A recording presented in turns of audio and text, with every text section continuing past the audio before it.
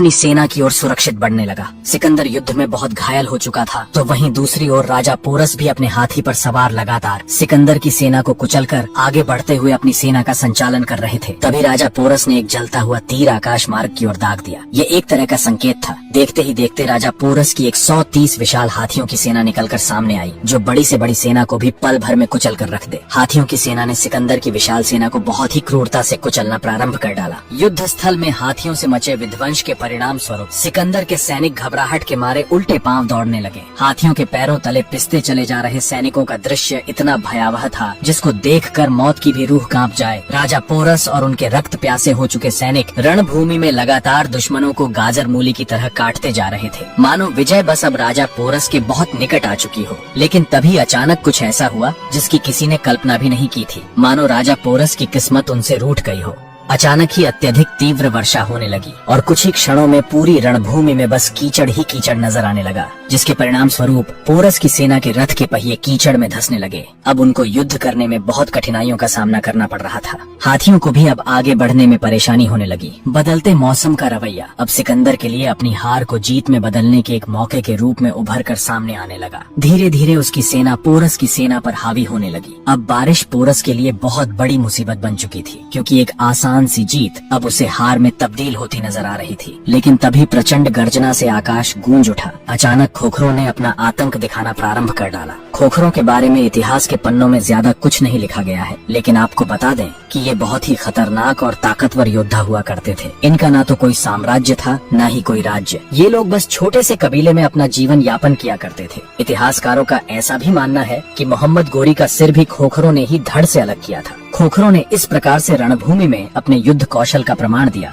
कि सिकंदर की सेना फिर युद्ध में पिछड़ने लगी और एक बार फिर पोरस की सेना सिकंदर की सेना पर हावी हो चली थी। युद्ध बहुत ही भयावह और विनाशकारी हो चुका था। दोनों ही राजाओं को सैन्य बल और आर्थिक रूप से बहुत क्षति पहुंच रही थी। इधर सिकंदर के सर पर विश्व विजय का भूत सवार था, तो वहीं दूसरी तरफ राजा पोरस भी पर्वत के समान अटल खड़ा झुकने को तैयार न था। लेकिन अब वो समय आ चुका था जब दोनों ही राजाओं को आपस में विचार विमर्श करना आवश्यक हो चुका था कि आखिर अब क्या किया जाए। इस युद्ध के परिणाम को लेकर इतिहासकारों के अलग अलग मतभेद मिलते हैं। कुछ भारतीय इतिहासकार बताते हैं कि इस युद्ध में पोरस विजय हुए थे, तो वहीं कुछ इतिहासकारों का मानना है कि यह एक अनिर्णायक युद्ध साबित हुआ था। इस युद्ध में न तो पोरस विजय हुए और न ही सिकंदर, बल्कि दोनों को ही युद्ध के हालात को मध्य नजर रखते हुए संधि करके युद्ध को रोकना पड़ा था। तो वहीं दूसरी ओर ग्रीक के इतिहासकार बताते हैं कि इस युद्ध में सिकंदर विजय हुए थे। ग्रीक इतिहासकारों का मत है कि इस युद्ध में सिकंदर की विजय हुई, इसीलिए ही तो वो पूर्व राज्य से आगे बढ़ पाया था। अगर हार जाते तो आगे कैसे बढ़ते? लेकिन ऐसा तो संधि के तहत होना भी मुमकिन है। क्या आपको यह सच प्रतीत होता है कि सिकंदर इस युद्ध में विजयी हुआ था? बिल्कुल भी नहीं, क्योंकि अगर सिकंदर युद्ध में विजयी होता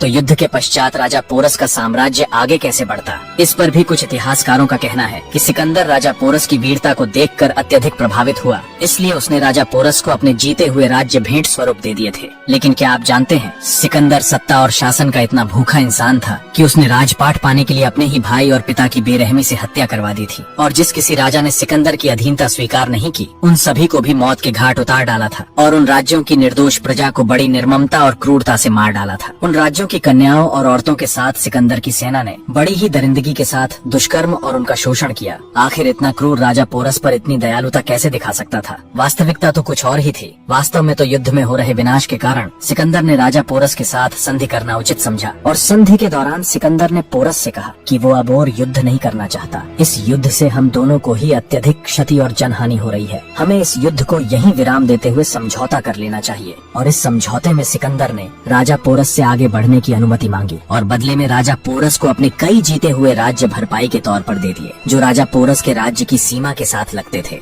राजा पोरस को भी बेगुनाहों की जान जाने के बदले ये प्रस्ताव उचित लगा, क्योंकि पहले ही यह विनाशकारी युद्ध उनके बहुत सारे वीरों को निगल चुका था और आर्थिक नुकसान भी अत्यधिक झेलना पड़ रहा था। इसलिए राजा पोरस ने भी इस समझौते को स्वीकार कर लिया। सिकंदर ने जितना सोचा था, पूर्व राज्य से युद्ध में उसे उससे भी कहीं ज्यादा नुकसान उठाना पड़ा था। प्राण जाते जाते बचे सो अलग, लेकिन इतनी हानि होने के बावजूद भी सिकंदर के पास अभी इतनी विशाल सेना शेष बची थी कि वो आगे बढ़कर अपने विश्व विजय की तृष्णा शांत कर सके। लेकिन ये तो सिकंदर का महज एक छोटा सा स्वागत था। अभी तो सिकंदर का सामना उससे होने वाला था, जिसके बारे में सिकंदर ने शायद अपने सपने में भी कभी नहीं सोचा होगा, जिसके सामने सिकंदर की सारी चालाकियां धरी की धरी रहने वाली थी। क्या चाणक्य बदलेंगे सिकंदर का मुकद्दर?